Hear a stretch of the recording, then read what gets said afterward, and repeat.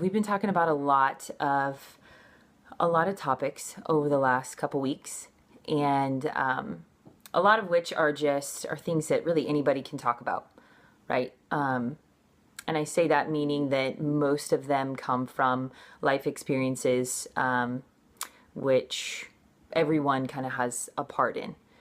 And I feel like being grateful, most people sometimes just need somebody to say, hey, what are you grateful for? Just ask them, to realize that, or just kind of recognize different struggles in different areas of their lives when someone just brings it up rather than just thinking of it themselves.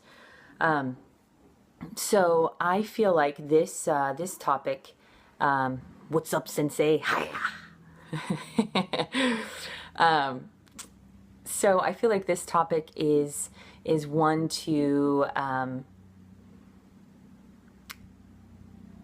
it could be as serious or as basic as you want it to be, right? So you can take something that is a struggle, and you can relate it to anything during your day or your week, or something that you struggle with every day, whether it be a person, whether it be a feeling, whether it be whatever it is, whatever you struggle with personally, something that makes you upset or makes you, puts you at a crossroads where you make a choice to either continue down that road or forget about it completely, quote, give up on it, and then move on to something else. So whether that be a friendship, or whether that be a marriage, whether that be a choice to continue on a diet, whether that be your choice to continue to go to a job that you like or don't like. So there's many choices that we come to, or crossroads that we come to, where we do have a choice to either continue, struggle, dig a little deeper, find out why we're struggling with this, or where we, quote, give up and move on to something else. So Lou shared her story about being single this last week and the struggle with loneliness. And I always thought, and most people I think feel the same way, that when you're surrounded by people, how could you be lonely? And this is going to relate to the struggle is real for me, in a sense that you can really feel lonely when you're with someone. And that loneliness can come from many different areas. It can come from fear of being vulnerable, of really expressing and showing who you are. And when you aren't known, you feel lonely. And I got married when I was really young. I got married when I was 20 years old. I'm 31 now. And I was just recently divorced at 30. So I was married for a few months shy of 10 years.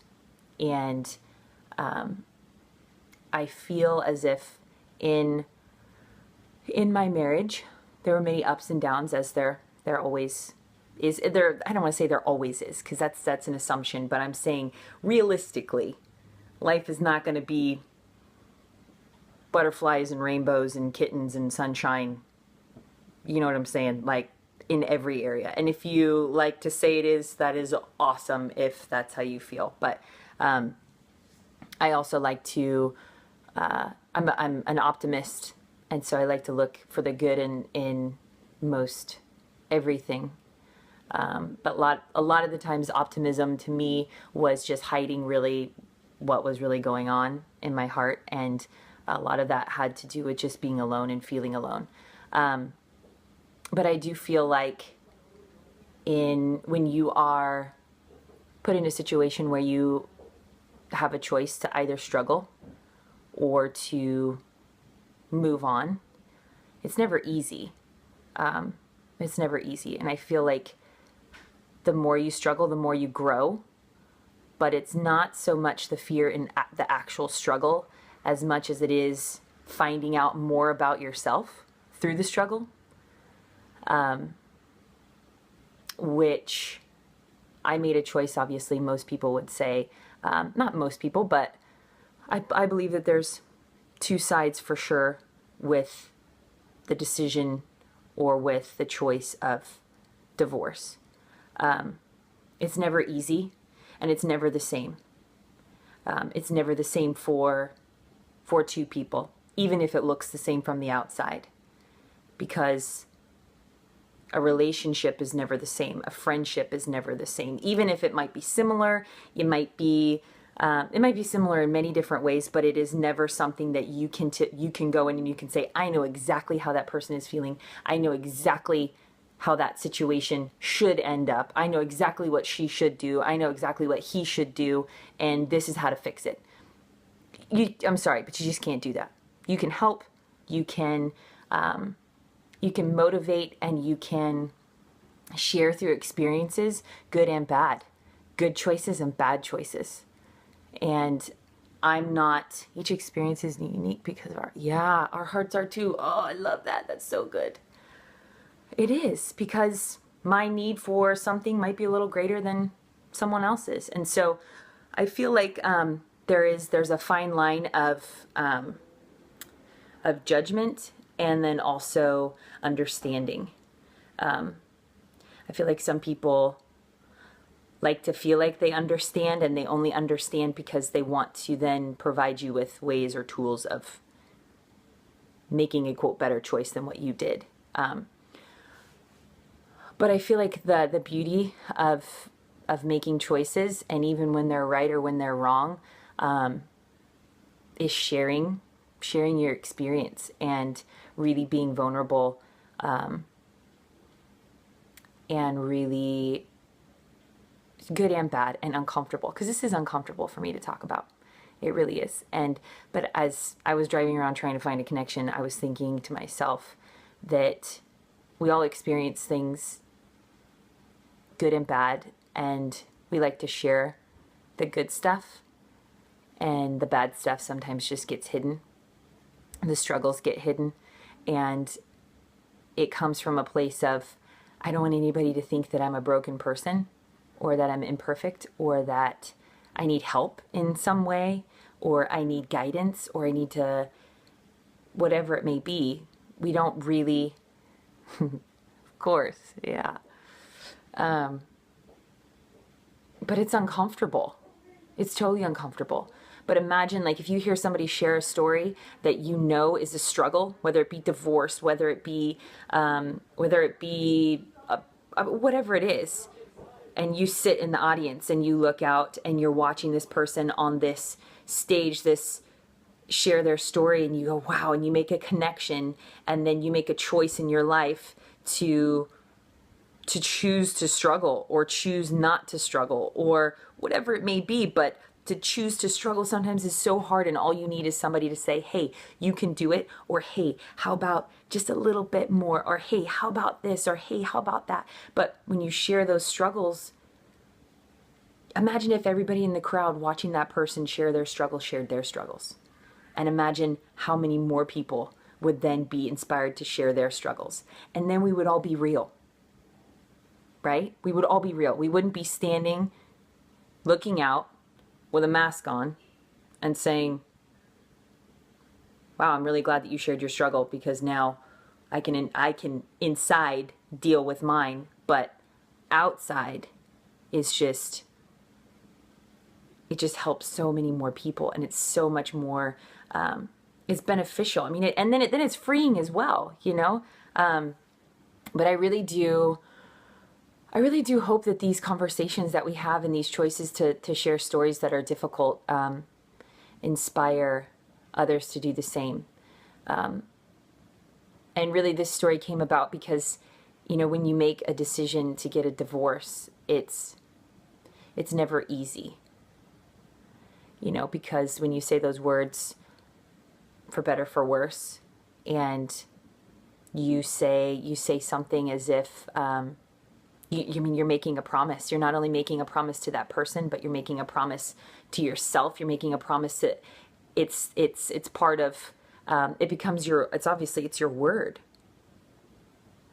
And so making a choice to go back on your word is really powerful, and it's life-changing, because then it makes everything else when you reflect on that, when you go back on your word, it makes everything else hold a stronger foundation and a stronger meaning, because when you recognize that you didn't fulfill a promise or you didn't choose the struggle, then everything that you say from then on out becomes more powerful. But it only does if you recognize it, right? You have to recognize it. You have to look at it and say, wow, okay, this is what I did. Like, this is what I did. This is the truth, right? Because you know the truth, or unless you're a really good liar and you convince yourself that it's not. So I feel like this was important to me, just because I felt like it has helped me find a deeper and more true meaning to my words and to my promise. And the second I feel as if someone doesn't believe my words, I know that they'll believe my actions. And so it really just, it doesn't make me second guess my choices. It just makes me really share my heart and really,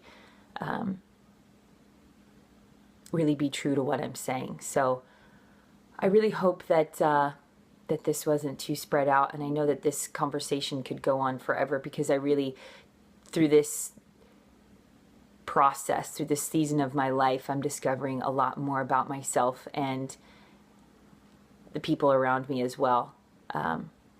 Awesome. Thanks.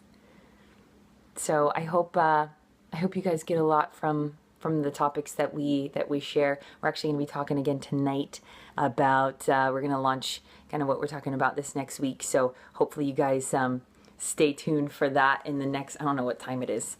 Man, me trying to find that connection was just silly. I'm really sorry. But at 8 o'clock, so I don't know what time it is now. So it could be like an hour. Then we'll see you again. And I'll have my my best buddy, my partner in crime with me.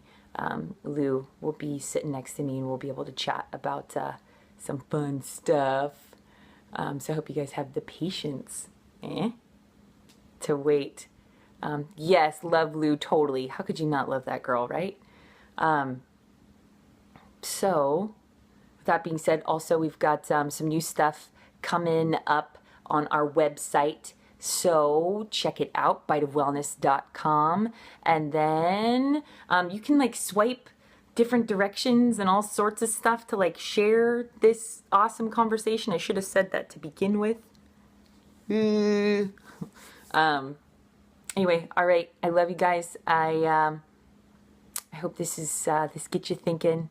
All right, and I hope this gets you loving people and understanding people more, and really understanding yourself more, not just other people. But when you understand yourself more, then you have a better understanding of other people, and more patience and empathy and compassion, and all those things that make the world go round. So, all right, guys, I'll see you in a couple hours. Okay, thanks for joining me tonight. All right, bye-bye.